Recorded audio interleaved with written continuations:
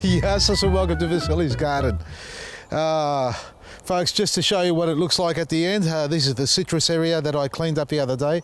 For those who missed out, we got rid of all the catnip and all the wild grass growing in here, and we dug around the base of each tree to remove the catnip root system, which is quite invasive, giving the trees a hard time to be able to grow stronger and healthier. And obviously we mulched it all up, as you can see. So I put a real thick layer on it. I'm going to monitor that, make sure that it doesn't get too damp underfoot, meaning too wet and soggy in the root zone, which I don't think so, because it is elevated in this circumstance, whereas other areas where it's flat on the ground, maybe I wouldn't advise to put as much mulch as I have here. But I notice Vader's done his business there. Well, I think it's Vader. He's the only one who really likes to back up the trees and things like that. So he's done his number twos there. So he's adding his own fertilizer. Anyway, forget that aside. Let's go check out the veggie garden because we've got some more seedlings to plant. Come along.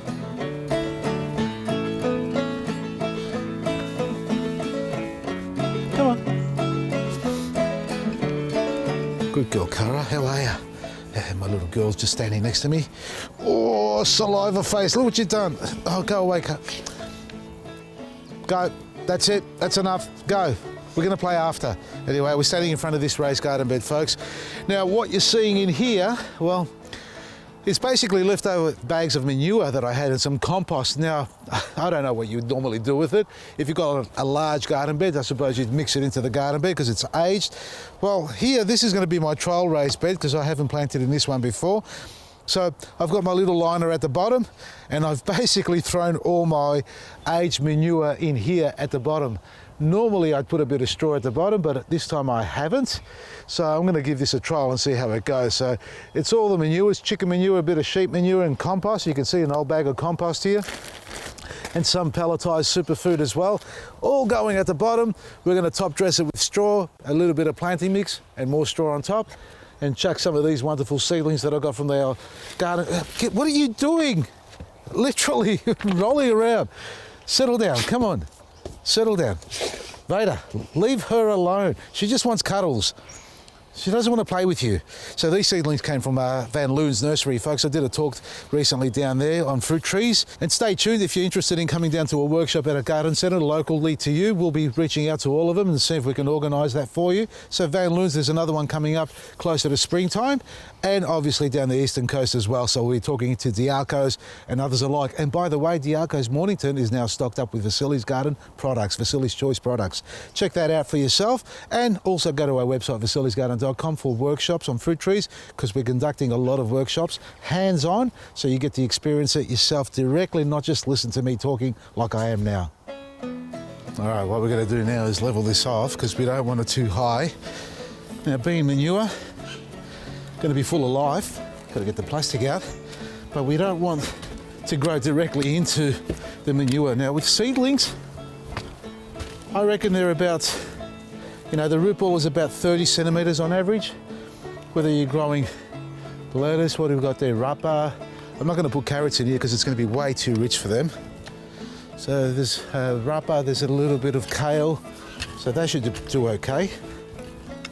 But what we're going to do is just level it first like this, break it all up.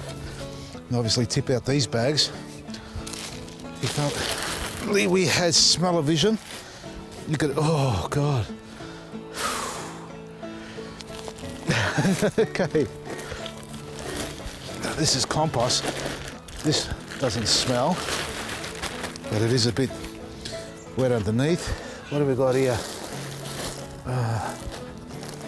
This is some old planting mix. It's got a bit of everything going on here. Okay, that goes in here.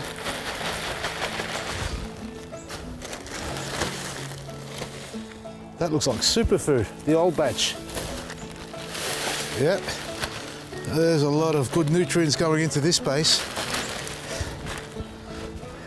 What's this hiding down here? Ah, the bag is rotted out. I think this is more superfood. Even the cameraman had to take about 10 paces back, folks. That's how bad the smell is.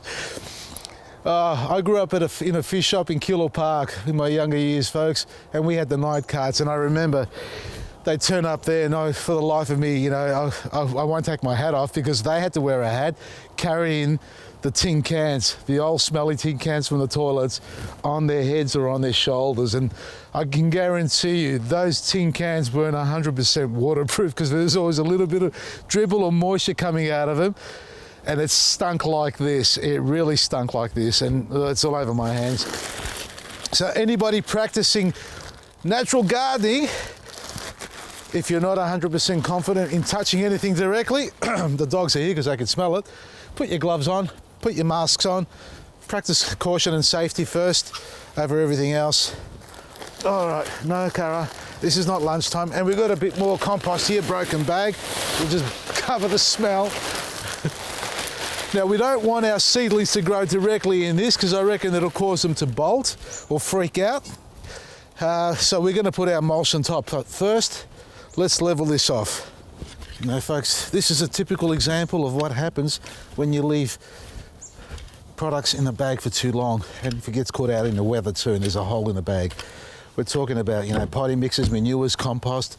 So this is a good experiment to see how well this starts to break down now, and how good or bad it's going to be for the seedlings above.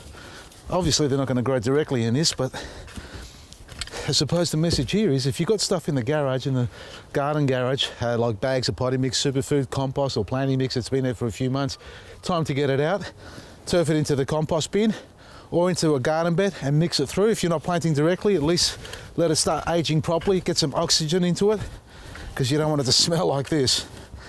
So this is level.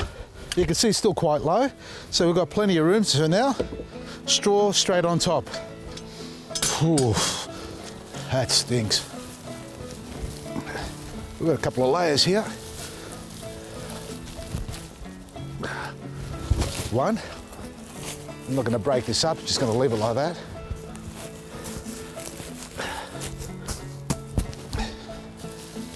And the other one just doesn't fall apart on me. There we are. Let's just fix that up a little bit on that side. Hey, Cara, we smothered the smell. Let's hope. Just found another bag with a hole in it. This is compost, but this is a fresh batch. It hasn't gone off yet, so I'm going to put this on top and spread it out evenly.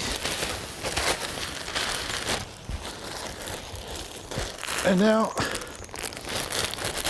our planting mix.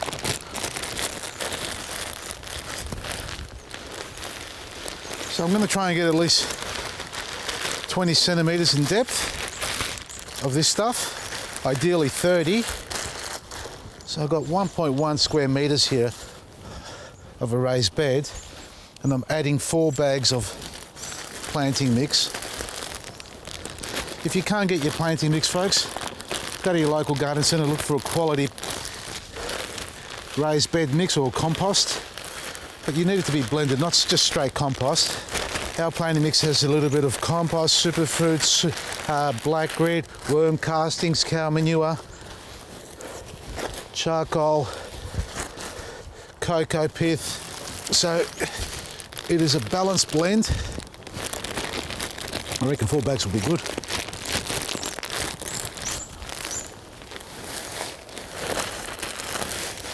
That's 3. All right, let's level this off. This will sink down as time goes by and we add water to it, folks, as it's nice and fluffy at the moment.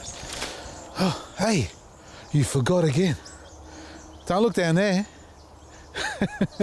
You forgot the black grit. Aren't you paying attention? Just throw some of this around to stabilise the nutrient release, especially with the manure at the bottom. Maybe I should have put some at the bottom as well, but you know, I don't expect the roots to grow through the mulch in this season, so by the time this season's over, the mulch layer in between will decompose. The microbes will kick into it and start feeding off it. This will all sink down. Then we'll put another layer of mulch on top in the following season. But for now, that's all we're doing. Get the seedlings out of the way, and now we're going to top dress it with our bean straw. Get this out of the way. This is nice and moist. Let's just carefully, we don't lose it all. Okay. Just a nice layer over the top, not too thick, because you need the seedlings to be able to breathe in between it all. Look at that. This took us no time at all. There we are. Another bed done. Time to plant. So I'm going to plant two varieties in here. I've got rapa, which is like the traditional broccoli, baby broccolinis or broccolini heads. It's basically one of the mother plants they use to cross-pollinate to create the hybrid broccolis. So rapa is going to go in this section here, 2 rows. I should be able to get them a little bit tighter than the typical broccolis. I'm going to try and get 4 across here. I might have leftovers and have to shove them somewhere else here. So 1, 2, 3, 4. And we'll do a second row here. And on that side there, we're doing the Chinese cabbage, which is a lot smaller by size, so it should fit in here. So ultimately, we should have a tight space, but about 16 plants. These are leftovers, so they'll go somewhere else. And this is the one bok Chinese cabbage. These grow real fast, so we'll be able to harvest these a lot sooner than we will with the rapa. But again, a lot of these leafy greens, when you grow them, folks, you don't have to wait for the complete maturity to harvest. You can pick the foliage as they grow. You can start harvesting the leaves off them, because that's every single part of this plant is edible. So whether you harvest it as a small seedling, for example, microgreens, imagine I had 1,000 seeds of these and I've done them in a little seedling tray, which is something we're going to do in the near future. We can grow microgreens and harvest them young and use them as a garnish over our food. Look at this, I got one left over. All right. No, we won't put it in. We'll just shove it somewhere else. I know we've got a couple of gaps somewhere. Harvest them small or continuous picking as they grow. I'm just using my fingers. Use a trowel or a diblo if you like when you're planting this stuff. If you don't like touching the soil directly. I am one who loves to connect with nature and earth, and I like to ground myself, because sometimes I'm running a little bit high in power and I just need to neutralize myself. So there we are. Now liquid feed with our liquid gold here, folks. That's all they need to start off with, and in a couple of weeks we'll come back and do the Eco Butch as well. Here's another tip, folks. I forgot to do it. Get your snail bait down, your Eradicate eco-friendly, wildlife-friendly snail bait. Get that down before you put your mulch on. In this case here, I'm going to do it now after I finish watering, but it would have been better if I actually applied it before the mulch went down so I can get it all over the base, because those little slithering, slimy snails and slugs, they hide underneath all the mulch and they sneak out in the evening or early morning and chew all your seedlings up, and by the time you come back they're gone, just like a couple over here. So snail bait down, eco-friendly, make sure it's that, nothing toxic. Plant more seedlings, you've got plenty of time to get them out there. And how many beds have we got left to do? I think there's 2 over there. So we've done 1, 2, 3, 4, 5, 6, 7, we've done about 8, 9 beds at least. We've got 2 more raised beds and to clean up the last bed in the middle row there to do. So stay tuned for more exciting planting in our little autumn winter veggie garden. We've got a lot to eat here coming in the coming weeks, folks. Can't wait. Check out our website, vasili'sgarden.com, for the workshops, the fruit tree workshops. We've just released 2 new dates, the 29th, if I'm not mistaken, and the 6th of July. So 29th of June and 6th of July. We're conducting them in Leopold. There's a beautiful orchard down there that we're going to have a look around and work on. Plus we're going to do some planting and obviously hands-on pruning and maintenance and all things you need to know about fruit trees. That's at vasili'sgarden.com. Everything you need every day at discounted prices. From me, Vasili, Maresi.